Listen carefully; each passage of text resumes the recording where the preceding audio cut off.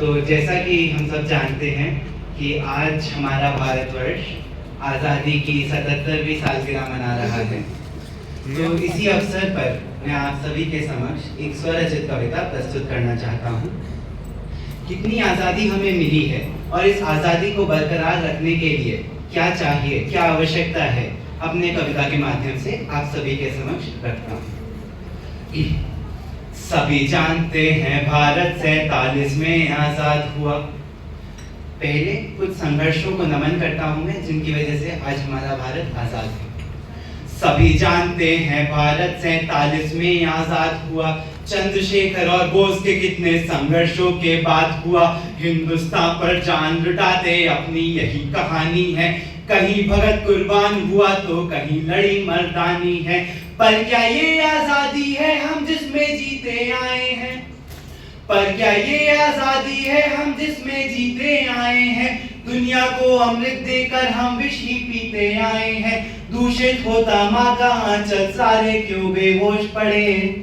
भारत माँ के सारे बेटे अब भी थे खामोश खड़े। भारत माँ के सारे बेटे अब भी थे खामोश खड़े। फुटपाथों पे नंगे भूखे रोज दिखाई देते थे। एक दौर था जब ये सब हुआ करता था। वो दौर आप सब अच्छे से जानते हैं, मैं अच्छे से जानता हूँ, व्याख्यान करता हूँ। फुटपाथों पे नंगे भूखे रोज दिखाई देते थे। सत्ता भ्रष्टाचारी थी ये रोज गवाही देते थे। भरी सड़क पे द्रौपदियों के चीर हरण भी देखे हैं। सरेआम बच्चों के होते रोज अपहरण देखे थे। एक वक्त था भारत में जब सच्चाई भय खाती थी।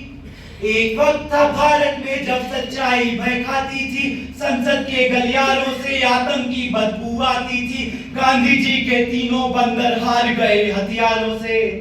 गांधी जी के तीनों बंदर हार गए हथियारों से। हम लड़ने में व्यस्त मिले अपने घर के गद्दारों से। हम लड़ने में व्यस्त रहे अपने घर के गद्दारों से। कि हम लड़ने में व्यस्त रहे अपने घर के गद्दारों से। देश के मुखिया बनने के लिए, देश के मुखिया बनने के लिए जो पटेल लड़ गए होते, निर्भया की खूनी थोड़ा जल्दी फांसी चढ़ गए होते। आजादी के जख्म पुराने फिर से होते ताजे हैं। जहां भी देखो लोकतंत्र के उठते हुए जनाजे हैं। जहां भी देखो लोकतंत्र के उठते हुए जनाजे हैं। वो नेता जो घाटी में आतंकी हरकत करते थे, वो नेता जो घाटी में आतंकी हरकत करते हैं, वे ही देशद्रोहियों के धंधे में बरकत करते हैं। जिनको मुल्क नहीं प्यारा बस रिश्वत लेनी आती है। जिनके पंजों में होने से आजादी घबराती है। वो जो 370 का हटना गद्दारी कहते थे, वो जो 370 का हटना गद्दारी कहते थे। साइकिल और झाड़ू वालों को भगवादारी कहते थे। जो भारत माँ को गाली देने की माकत करते थे, हम उनसे बातें अब भी क्यों भरी नजाकत करते थे। भगत सिंह की अर्थी का इंसाफ करा दो मोदी जी। भगत सिंह की अर्थी का इंसाफ करा दो मोदी जी। ऐसे नेता को संसद से साफ करा दो मोदी जी। ऐसे नेता को संसद से साफ करा दो मोदी जी। अब अगली कुछ पंक्तियां। वो जो कहते हैं हम चरखा और हम खादी लाए थे। वो जो कहते हैं हम चरखा और हम खादी लाए थे। वो जो कहते हैं गांधी बाबा आजादी लाए थे। वो जो कहते हैं गांधी बाबा आजादी लाए थे। वो जो शेखर भगत की कुर्बानी बेकार बताते थे। वो जो नेहरू को आजादी का हकदार बताते थे। अगली कुछ पंक्तियों में उन समझौतों के खिलाफ आक्रोश आपके सामने प्रस्तुत करता हूँ, जिन समझौतों के कारण आज शायद भारत जहां हो सकता था उससे कुछ साल पीछे चल रहा है। अगर ये समझौते हमने नहीं किए होते तो शायद आज भारत की तस्वीर अलग होता, भारत का नजरिया अलग होता। वो जो नेहरू को आजादी का हकदार बताते हैं, वो जो थप्पड़ खाकर नतमस्तक समझौते करते थे, वो जो थप्पड़ खाकर नतमस्तक समझौते करते थे, लौह पुरुष के देश में भारत माँ को लज्जित करते थे। उनसे कह दो उनकी मांगे हैं फिजूल उनके नारे। अब समझौते नहीं करेंगे युद्ध भले जीते हारे। अब समझौते नहीं करेंगे युद्ध भले जीते हारे। और वो जो न्योता देकर एक विशेष व्यक्ति के नाम अगली 2 पंक्तियां करता हूं मैं, आप सब समझ जाएंगे। और अगर आप लोग समझ पाए तो तालियों से मेरा आदर करिएगा।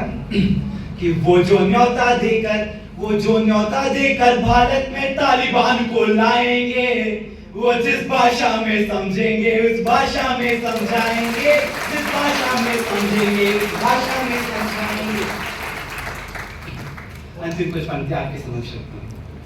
आंखों में अंगारे थे और सीने में तूफान लिए, आंखों में अंगारे थे और सीने में तूफान लिए, भारत माँ को पड़ी जरूरत हमने सीने तान लिए, लेकिन हाथ के पंजे ने हमें कब से पकड़े रखा था, हथियारों को जंजीरों ने कब से जकड़े रखा था, अब संसद को भी परपंच बना रखा था नमूनों ने, भारत माँ की यशमत को भी नोचा था नाखूनों ने।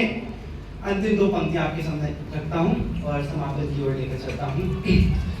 अंत में एक विशेष व्यक्ति का नाम लिया है। अगर आपको लगता है कि वो इस देश को आज़ादी बरकरार रखने के लिए, इस देश की सांप्रदायिकता बरकरार रखने के लिए हमें उनकी ज़रूरत है, तो तालियों से मुझे विदा करिएगा।